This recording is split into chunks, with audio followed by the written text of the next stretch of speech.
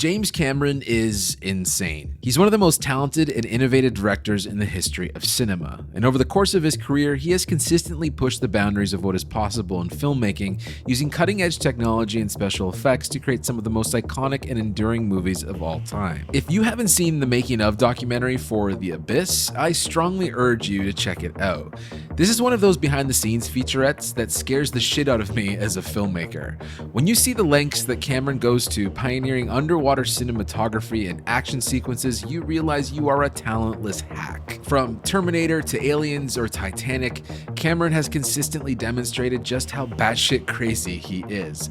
The guy even took a submarine to the bottom of the ocean. Alone. All of this is why I was so damn excited for Avatar 2. Say what you will about Avatar, but it paved the way for so many technological advancements in CGI and motion capture, and that nearly every modern blockbuster owes something to Cameron's perseverance and innovations with filmmaking tech. His vision is clear, and basically nothing will get in his way of bringing that vision to life. So one could only imagine what James has been up to for nearly 13 years leading up to Avatar 2. With an estimated budget closing in on $400 million and 3 years of shooting, the stakes were high and expectations were through the roof. So does Avatar 2 deliver on the insane James Cameron promise of a true movie blockbuster?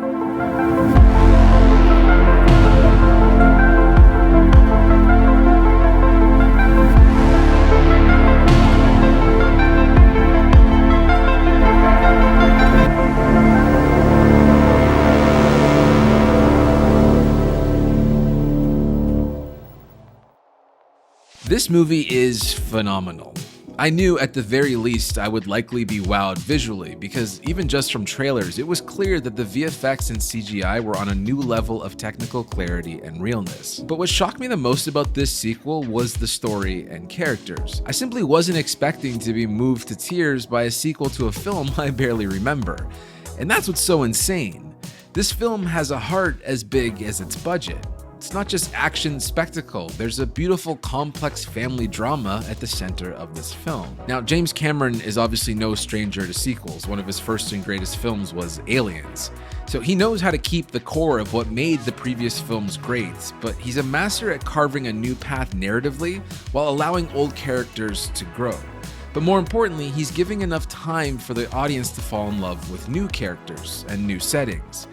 Speaking of which, all of the new characters in this film are wonderful. Jake and Neytiri have had a bunch of kids and have had some time to grow together as a family on Pandora, which all immediately follows the events of the first movie. But the good thing is, Avatar 2 doesn't just retread the first movie. The film takes you on a journey from land to sea and leads to a final climax I immediately need to rewatch multiple times. I really don't want to get into plot spoilers in case you haven't seen it yet, but I'll say that the way Cameron handles family drama, broad real-world environmental issues, and spectacle action set pieces cohesively together is truly masterful work. Now, the film is called Avatar: The Way of Water, so we need to talk about the water. The water sequences in this film are breathtaking. I'm someone that typically watches movies in an odd, out-of-body experience way. Half of my brain is focusing on how they're making this, while the other half is acting like a more mainstream audience member, just experiencing the film. But the funny thing about this movie is that I found myself completely lost in the world. I wasn't caring at all about how they put it together.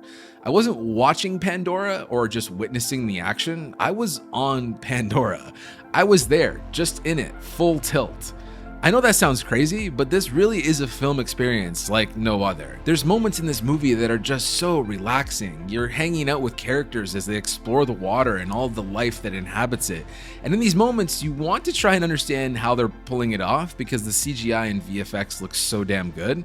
But you're so immersed in the story and exploring along with them that it's irrelevant. And just when you thought you were happy without a single explosion for a couple hours, Cameron dials up the set pieces to 11. And you are taken on a new journey of spectacle and violence. Now, I do want to touch on some of the technical aspects of this film. Firstly, the CGI.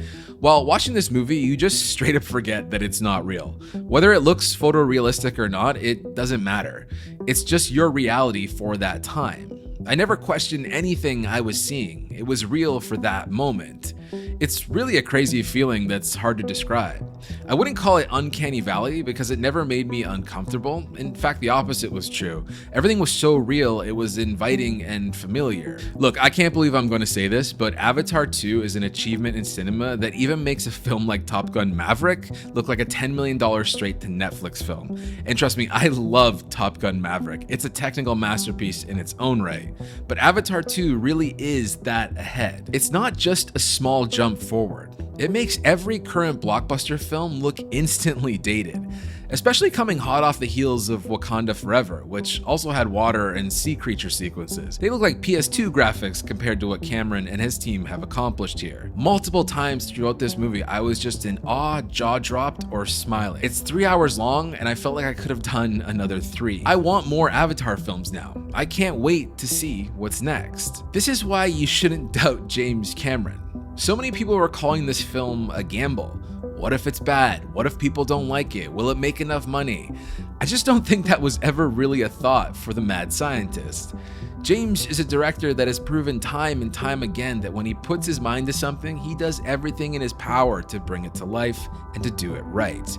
From inventing new camera systems to training actors to act underwater. Get trained for a whole year before we had to go underwater. And when I see the movie, I see our ease in that world, which I don't think we could act. He'd just thrown us in and said, now we're going to do the water stuff. We look like we're at home in that element. He waited until his vision was technically possible to achieve, and he had a script that was worth the time, effort, and passion of everyone that would be involved in bringing it to life. He surrounded himself with brilliant actors, artists, and crew to make one of the most massive films you will ever see. And don't get me wrong, I love small independent movies and grounded human stories, but they're not going anywhere. Sometimes we need a true escape, something that takes us to a completely different world, a world that also isn't full of superheroes for once, a world that's beautiful with a big heart at its core, a world that I think James Cameron wants our world to look like more. It's his love letter to the ocean and preserving something that he obviously cares deeply about. And it's a giant "this is what's possible" for every studio, filmmaker, actor, and audience member to be inspired by. I know my praise of this film might seem crazy, and I even hate to hype a movie up this much. But once you experience the insanity of James Cameron, and especially this film, the real world is what starts to feel crazy. And all you want to do is escape to a place called Pandora and go for a swim with a space whale. But that's impossible. So for now, just seeing Avatar: The Way of Water in theaters is good enough for me.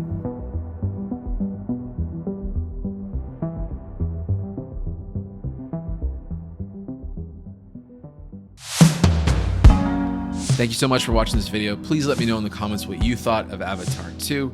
But otherwise, my name is Patrick Tomasso, and you will see or hear me next time I feel like making a video. Cheers.